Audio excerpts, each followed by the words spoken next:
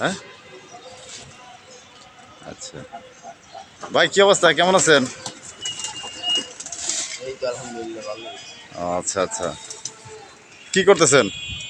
কবুতরের রাউন্ড নেই। ও আচ্ছা, কবুতর দেখা যায়। এটা কি নতুন খামার করছেন না অনেক আগে থেকে? আই কিছুদিন। অল্প কিছুদিন। হ্যাঁ, আচ্ছা, তো কত জোড়া দিয়ে শুরু করছেন? আছে 10 জনের। 10 জোড়ার মতো, তাহলে তো আর এখনো তো আর লাভ লস বা এগুলো কিছু বোঝা না, যাচ্ছে না। এটা শখের জিনিস।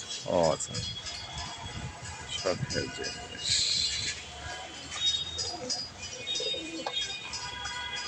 কবুতরগুলো কি কারো কাছ থেকে কিনছেন নাকি বাজার থেকে নিছেন, কোনটা?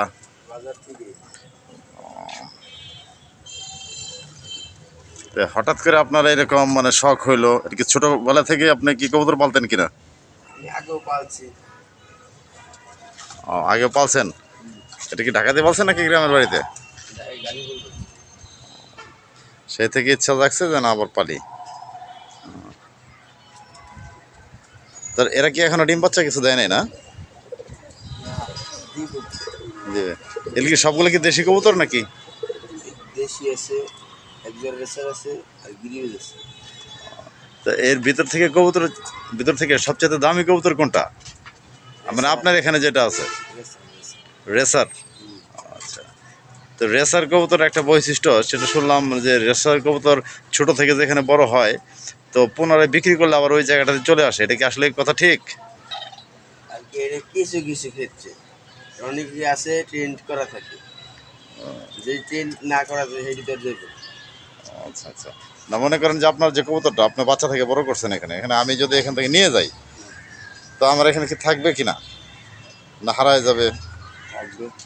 ও, থাকে। হুম। আবার ওই যে এখানে একটা মুরগিও দেখা যায়, এবার কি কি মুরগি, এটা এত ছোট মুরগি? ওই যে ওই মামা আনছে এই মুরগি। এক পিস? না, আড্ডি মরে গেছে। মুরগিটা তো দেখতে সুন্দরই লাগতেছে।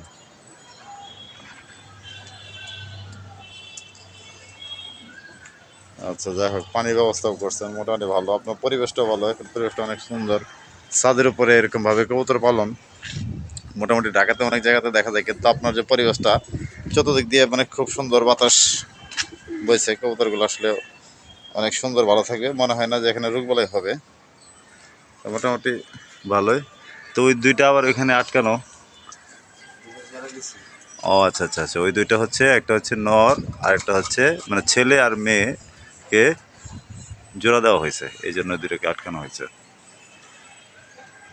আচ্ছা আচ্ছা, যাই হোক ভাই, ভালো থাকবেন। আমার আপনার কবুতরের বাসাটা দেখে ভালো লাগলো। ওকে, আল্লাহ হাফেজ।